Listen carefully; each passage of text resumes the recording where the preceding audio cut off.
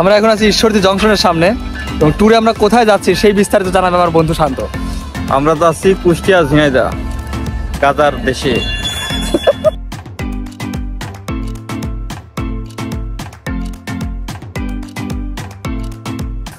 আমাদের যাত্রা শুরু। আমরা যাব ঝিনাইদহের কালীগঞ্জে এবং সাউথ এশিয়ার মধ্যে সবচেয়ে বড় বট গাছ আমরা সেটা দেখবো এবং আপনাদের দেখাবো।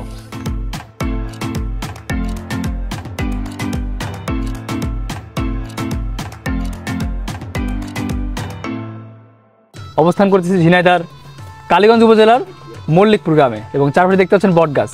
দক্ষিণ এশিয়ার সব থেকে বড় বট গাছ ঝিনাইদহের এই মল্লিকপুর গ্রামে এবং আমরা মূলত সেই জায়গাতেই আছি। দেখছেন কত বড় জায়গা জুড়ে অবস্থিত প্রায়, এবং এটি 2.08 একর জায়গা জুড়ে এই বট গাছগুলোর অবস্থান। এবং দেখতে পাচ্ছেন পার্কের মতো যে বড় জায়গাও আছে, অর্থাৎ অনেক দর্শনার্থী মানুষ আছে এখানে ঘুরতে আসে। ঠিক আমরাও সেই উদ্দেশ্যে আসছি শান্তর এলাকায়। এই যে আমাদের গ্রুপ। এই জায়গাটার নাম কি শান্ত? আর ওই যে পেছনে যে ঝিনুক দেখা যাচ্ছে অনেক সময় চেঞ্জ হয়, এর কোনো এটা কি তুই তোর বউকে উপহার দিবি এঙ্গেজমেন্ট হিসেবে?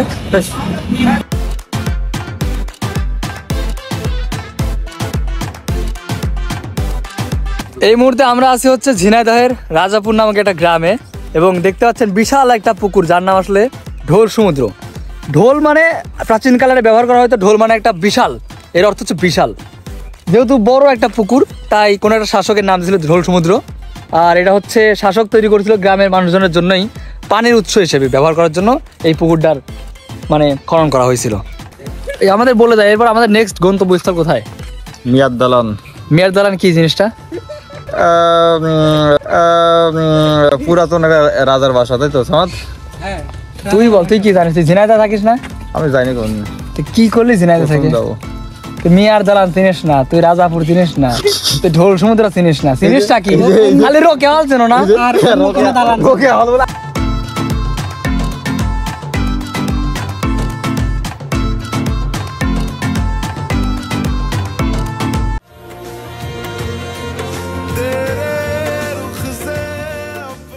এই মুহূর্তে আমরা অবস্থান করছি ঝিনাইদহের মুরারিদহ নামে একটা গ্রামে। আমাদের হাতের ডান পাশে হচ্ছে ঝিনাইদহ ক্যাডেট কলেজ। আর আমরা মিয়ার দালানে ঘুরতে গেছিলাম, তো প্রায় সন্ধ্যা হয়ে গেছে বলা যায় না। আবার আমরা নেক্সট স্পটে যাচ্ছি, সাথেই থাকেন। এই জায়গার নাম কি? দেবদারু এভিনিউ, বাংলো, কাপল জোন। কাপল। এইটার সাথে যে রাজশাহী বিশ্ববিদ্যালয়ের কোন জায়গাটা মিল খুঁজে পাচ্ছিস বল? ইবলিশ চত্বর। কেন?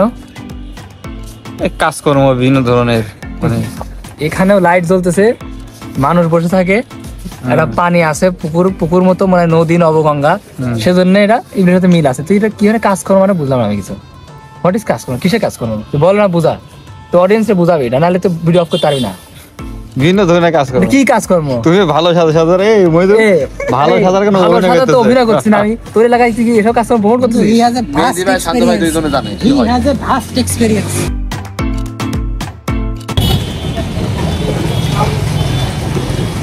এই মুহূর্তে আমরা অবস্থান করতেছি ঝিনাইদহের one of the best college অর্থাৎ কেসি কলেজে। আর এই কলেজে আমার বন্ধু অর্থাৎ শান্তর হিলারি পড়তো। হিলারি নামটা খুবই বিখ্যাত, কারণ আমার বন্ধু শান্তকে খুব পছন্দ করতো মেয়েটা।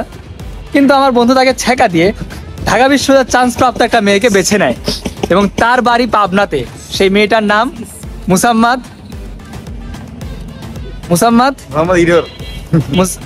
বলে দে। বলবে না, কারণ সে সকল নারীকে কবজায় রাখতে চায়। ঠিক আছে, এজন্য বলতে যাচ্ছে না। ঠিক আছে।